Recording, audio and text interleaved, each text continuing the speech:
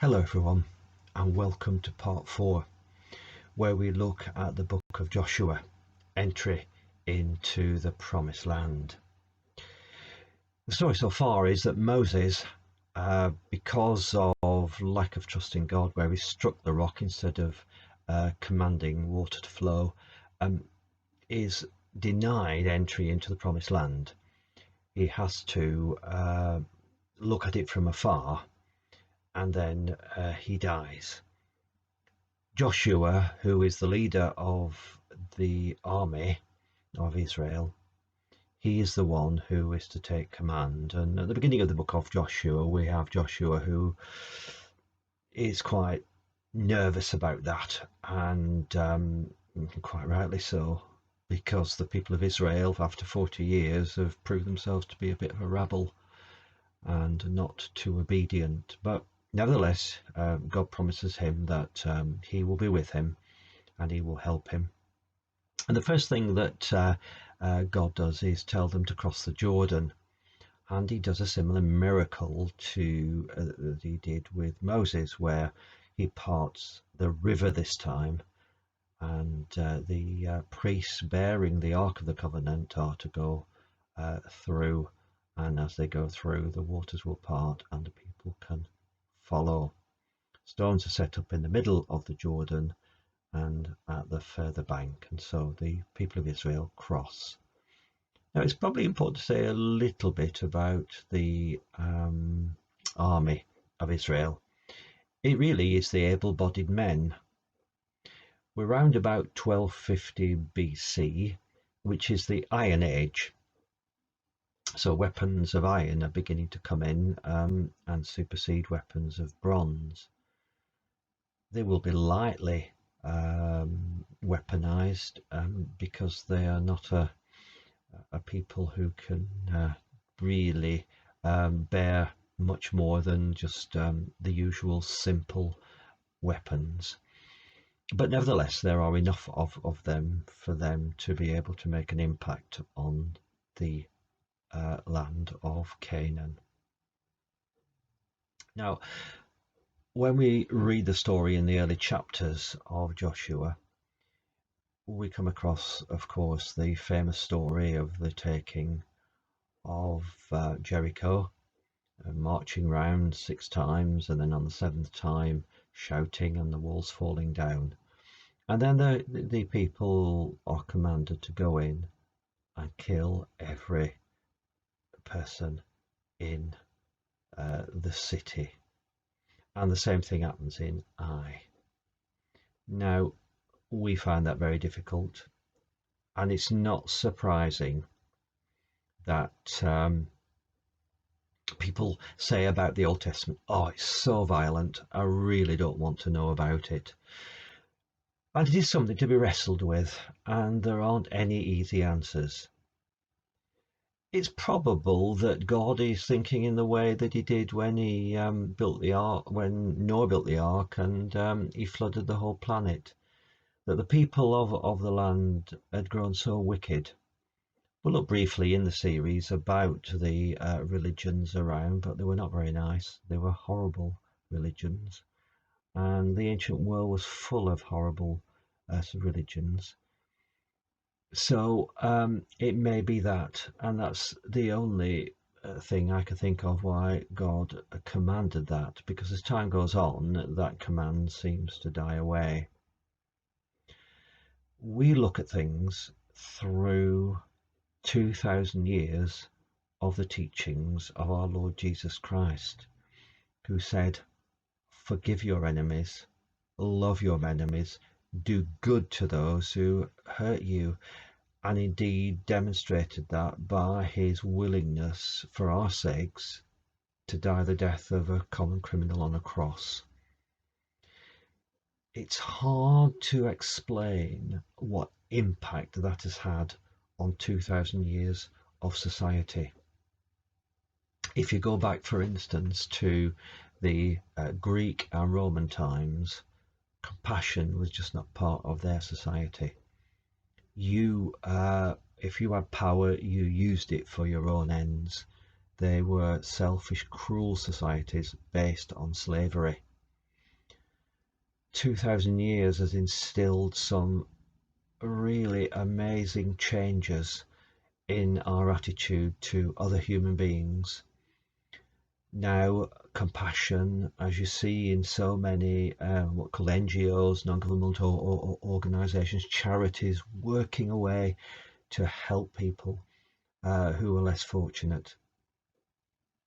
So when we think of what happened in those early days of the conquest, and it was a conquest at the beginning, we find it horrible, and it is horrible, and it's something that as Christians we have to wrestle with. But the point I want to make is that we live in a different mindset, completely different mindset, that God's plan through Jesus Christ has made things totally different. When things happen in our own time, going back to the 20th century, we have the Holocaust under Nazi Germany. That's appalling, absolutely dreadful, and we shudder to think about it. We don't learn quite so much about what happened in Russia in the early days of the 20th century under Lenin and Stalin. The way in which the kulaks, they were the kind of landowners, were just decimated. People died by their millions of starvation and were sent to these gulags, these labor camps. Totally horrible because they were godless beliefs. In our own time, we have Myanmar and the Rohingya Muslims.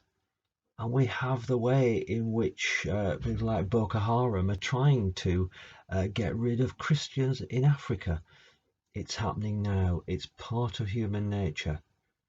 But when it does happen, and this is a point I'm making, we find it absolutely appalling and abhorrent and want to do everything we can to deal with it.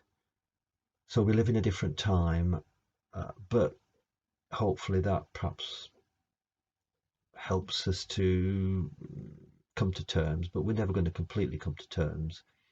And I'm admitting it, I find this a very difficult part of Old Testament history, but there are many more difficult parts that we'll find as we go on with this series. But the other thing that we need to remember is that this is the beginnings of a wandering rabble group of people beginning to settle into a land, beginning to put roots down. And so what begins as conquest at the beginning of Joshua then begins to turn into assimilation. And this brings its own problems, because these religions of the surrounding people, the Canaanite religions, etc., they can be very attractive to people. And so the temptation from being a special nation, worshipping only God, obeying the commandments, comes a temptation to be like the others. And that we'll see more and more as we go through this Old Testament series. So enough for now. Let's get on with the series. Thank you.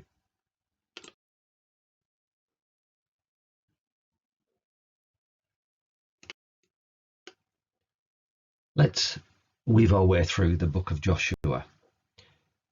It's probable that there are several accounts that were compiled quite a number of years after the events described. And so there's a bit of toing and froing, but here's the list as it makes sense.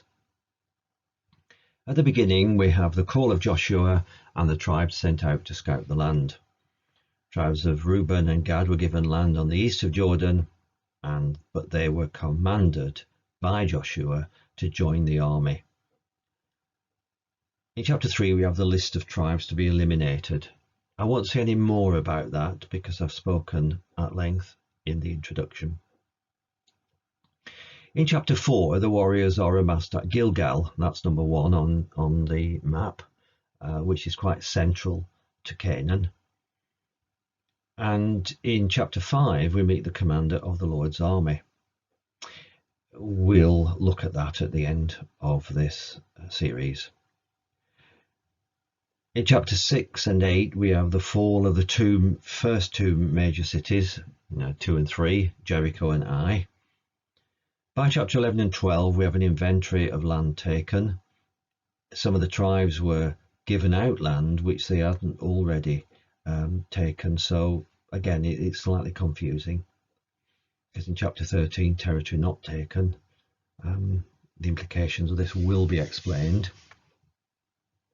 Chapters 13 to 19 is the parcelling out of the territory, and as I said, some of the territory was still to be taken that was parcelled out to tribes.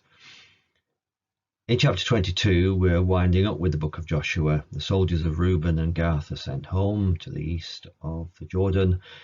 And in 23-24, we have Joshua's farewell speech, much as we had Moses' farewell speech at the end of Deuteronomy.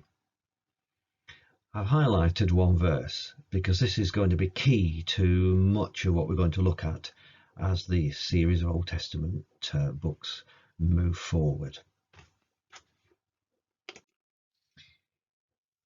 The Exodus is going to be somewhere around about 1250 to 1200 BC. There is evidence of that in other writings of other nations, particularly Egypt, and also in archaeological evidence. So we're talking about 1250 to 1200 BC. Now, it's important to look at Canaan and look at how the land is, because what we have is the Jordan River flowing from Galilee down into the Dead Sea, the lowest point on earth, and we have on each side not mountains but very, very tall hills. So the river Jordan runs in a cleft with hills on each side. On the west side, it then runs down to the coastal plain. It's difficult land. A lot of it is called hill country. There is one backbone break, which is east to west or west to east passage, and that is the Valley of Jezreel, which is roughly just below Lake Galilee. The whole of Galilee was, the whole of Canaan was parcelled out to the tribes, but as I've said, not all of them managed to occupy the land that they were given. It seems the Israelites were more successful in the hill country, never really managed, at least until the time of David, to do any conquests on that coastal plain. So they were much more successful in a kind of guerrilla warfare than what was needed on the coastal plain, where they would have had chariots and horses and much more mechanized warfare. Now, the world at the time of the conquest was very, very complex. It was a time of great stirring up, people on the move from all sorts of different areas. And it really depended on who was powerful in the north, in Mesopotamia, and the state of Egypt in the south. And Egypt went through periods when they were powerful and periods when they were weak. During their powerful periods, towards the end of the 18th century, 18th dynasty, control weakened. And it's during that time that things became in turmoil.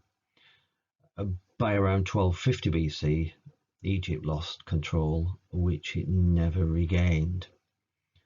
Now, we see, particularly, let's look at the fall of Jericho. It's called a city, and it's the city with a king. There were lots of kings around. Now, they were more like clan chiefs. They would have a fortified, probably mud brick fortified capital city, and around would be farms and smaller villages which they would look after. Pharaoh use these lands as the means of getting the stuff that he needed. They were vassal kings, so they had to pay tribute. Often it was with money, was goods, food, and workers. Because of course the pharaohs had massive building projects all throughout their history.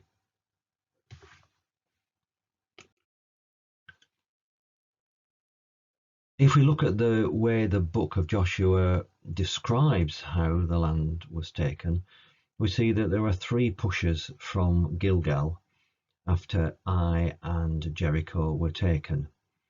The first one was the capture of Shechem, so they had 3 around them, and then they proceeded then to the capture of Libnah, Eglon, Debir, and Hebron down in the south. They bypassed Jerusalem. Obviously, Jerusalem was a very powerful fortified city. They bypassed that, but they went down as far south as Hebron. They then went more towards the coast, to the north, and they conquered as far as Hazor in the far north. So quite a sizable conquest, but not complete. When we piece together the story, there are hints in the book of Joshua that the conquest was not straightforward, as a cursory reading of it would suggest. We have in chapter 11 this confident statement: the hill country and foothills, and both north and south, all the area of Goshen, and the dry country south of it, as well as the Jordan Valley. But in Joshua's farewell speech in chapter 23, he says there are many nations left among you that haven't yet been conquered, and therefore the job at the end of Joshua's reign was not completed. Now, it's very clear from that and further reading that destruction gradually moved over to assimilation.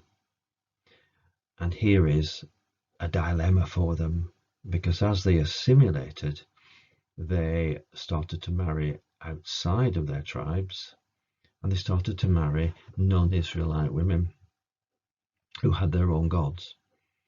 Now, the Canaanite gods, were fertility gods, and part of fertility worship was sexuality.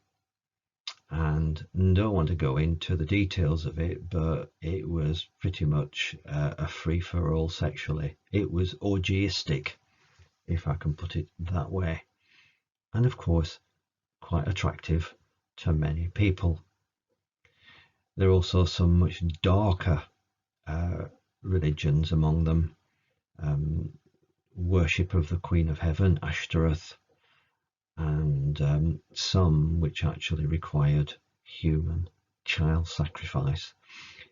So as they began to assimilate, they began to be attracted by these things, and of course the result was that Yahweh was angry with them because they had broken the covenant to worship him and him alone. So the key theme is obedience. The covenant was simply obey the Lord your God and worship only him, and he will bless you.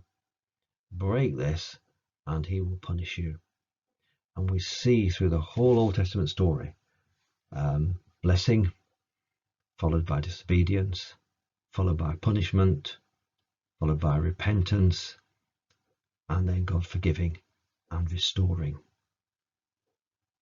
We've seen it already in the worship of the golden calf, and we'll see it much more as the books of the Old Testament are unfolded. So we have that statement again: as long as Joshua lived, the people of Israel served the Lord, and after his death they continued to do so as long as those leaders were alive who had seen for themselves everything that the Lord had done for Israel. If we look at the pointers to Jesus in the New Testament, there's very little cross-referencing, just one in the speech of Stephen shortly before he was stoned to death. But if we look at the commander of the Lord's army, and we look at the figure in Daniel chapter 10, and we look at the figure of Jesus in chapter 1 of Revelation, and the I am sayings in John's Gospel, we see that there are allusions to Jesus both before his birth and after his glorification in heaven. But a more important thing, I think, is that Jesus is a new Joshua. Of course, his name Jesus is Joshua. Jesus is the Greek equivalent to the Hebrew Joshua. Joshua is a great warrior leader in the flesh, and so the glorified Jesus Christ is depicted as the great warrior leader in the spirit. No longer in the new covenant are things worked out in the flesh, because now we have to love our enemies. They are worked out in the spirit, where the battle between good and evil is the battle yet to be won. And so we leave the book of Daniel on the brink, and we take up the story in the next book, the book of Judges.